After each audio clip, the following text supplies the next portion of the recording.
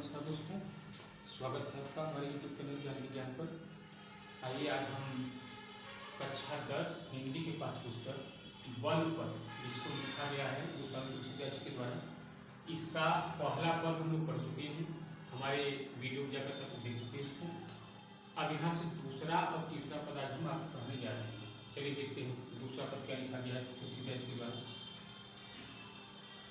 जल को गए लखन है ललिता पर खोपिय छान भरी कठान पोछी पसेऊ बयारी कर अरुपाय पखारी हम भूभूरी डाढ़ी तुलसी रघुबीर प्रिया सम जानी तुलसी रघुबीर प्रिया सम जानी के बैठी बिलंब कंटक काहे जानकी नाहि को नेह लख्यो कुल को तरुबारी बिलोचन बारी।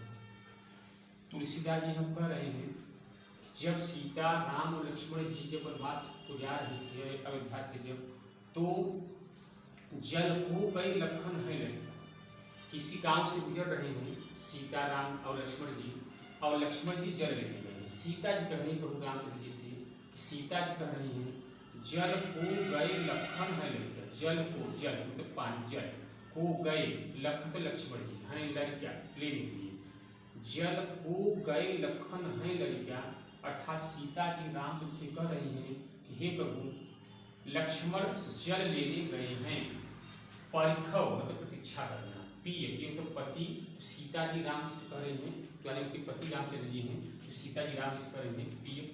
छाह मतलब छाया, घड़ी मतलब घड़ी, घड़ी तो समय, कुछ समय तक, हुआ मतलब होकर, ठाढ़े तो खड़े होकर, यानी सीता जी कह रही हैं कि अभी लक्ष्मण जी जल लेने गए हैं, कुछ घड़ी, घड़ी तो घड़ी, कुछ घड़ी छाया में खड़े होकर उनकी प्रतीक्षा करते हैं।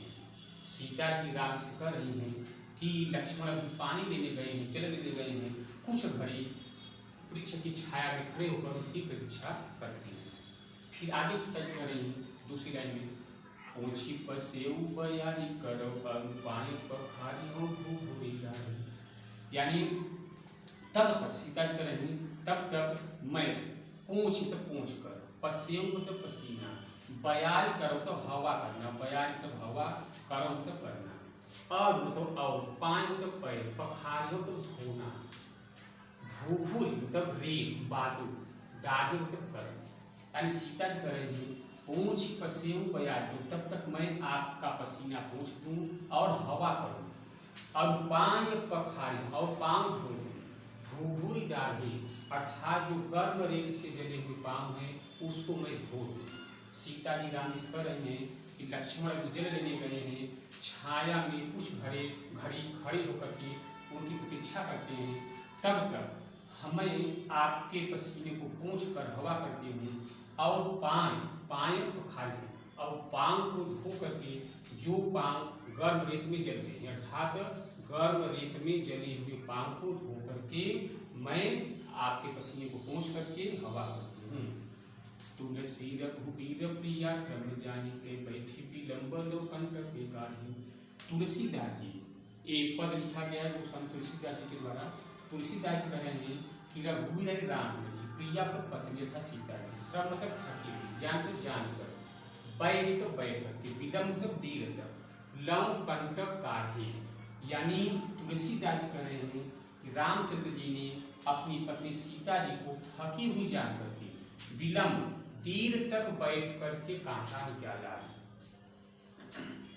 जानकी नाह को नेह लख्यो कुल को तरुबारी बिलोचन बारी। जानकी सीता जी, सीता जी नाथ तो नाथ अर्थात प्रभु रामचंद्र जी, जानकी जी ने रामचंद्र जी का यह नेह मतलब प्रेम स्नेह, लक्ष्यों तक देख कर, पुलकों तक पुलकित होना, प्रफुल्लित होना, तन मतलब तन, बाल विलोचन बाल, नेत्रों में जल बाढ़ है।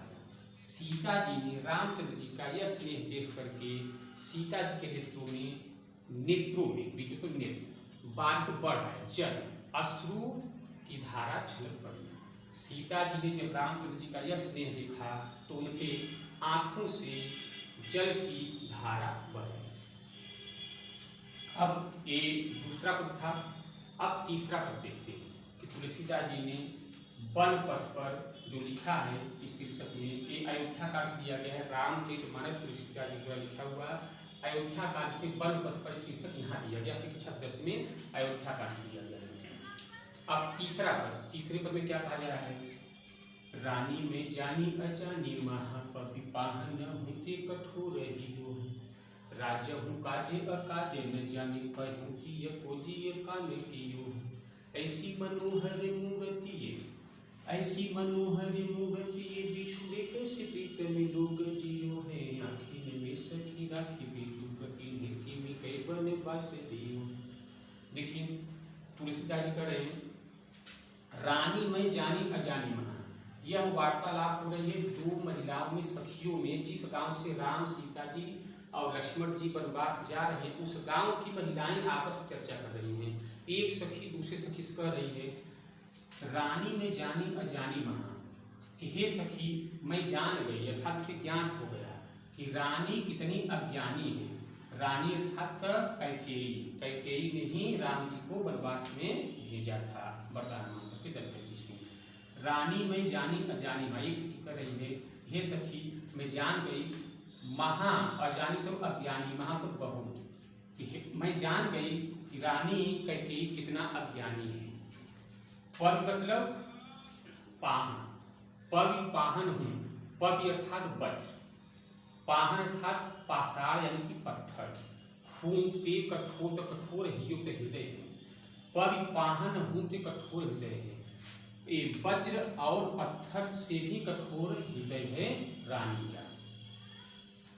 राजा हूँ काज अकाज न जाने, राजा ने भी, राजा दशरथ ने भी अपना भला बुरा विचार नहीं किया। कहूँ तीन को जिय कान कियो है, कि पत्नी के कहने पर सभी काम किए हैं। सखी कह रही है, एक महिला दूसरी महिला से कही है सखी मैं जान गई कि रानी कितना अज्ञानी है।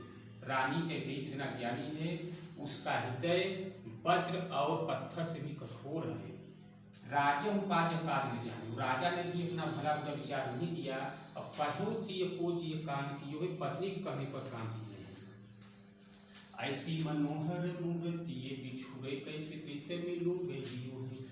महिलाएं कह रही गाँव की हे सखी ऐसी मनोहर मूर्ति, इतनी सुंदर मूर्ति है ये, बिछुड़े कैसे प्रीतम लोग जिए, इनके बिछड़ने से इनके प्रियजन लोग कैसे जीवित रहेंगे। आखिन में सखी राखी बेजोग इन्हें किमी कई बन बास दियो है। कि आखिन में सखी, हे सखी राखी जो, आखिन में सखी राखी जो, हे सखी ये तो आंखों में बसाने योग्य है। इन्हें किमी कई वनवास दियो, इन्हें किस कारण से वनवास दिया गया है। एक सखी दूसरी सखी से वार्तालाप करते हुए कह रही है। एक बार फिर इस लाइन को देख लेते हैं, चारों लाइन को, इस तीसरे पद को। रानी में जानी अजानी महापति पाहन होते कठोर हियो है। एक सखी कह रही बातचीत करते हुए अपने दूसरे सखी से कि मैं जान गई कि रानी कितनी बड़ी अज्ञानी है, उसका हृदय वज्र और पत्थर से भी कठोर है। राजा हूँ काज अकाज न जानू, राजा ने भी अपना भला बुरा विचार नहीं किया, अपना भला बुरा नहीं जाना। कहो तीय को जिय कान कियो है, पत्नी के कहने पर सब काम किए हैं। ऐसी मनोहर मूर्ति बिछुड़े कैसे प्रीतम लोग जियो है। इतनी सुंदर मूर्ति है तीनों, राम लक्ष्मण सीता जी, इनसे बिछड़ करके इनके प्रियजन लोग कैसे जीवित रहेंगे। आखिन में सखी राखी बेजोग इन्हें किमी कई बन बास दियो, कि हे सखी ये लोग तो आंखों बसाने योग्य हैं, इनको किस कारण से वनवास दिया गया है। अब ये दूसरा और पहला सवैया का बता दिए। अब चौथा पांचवा सवैया का अर्थ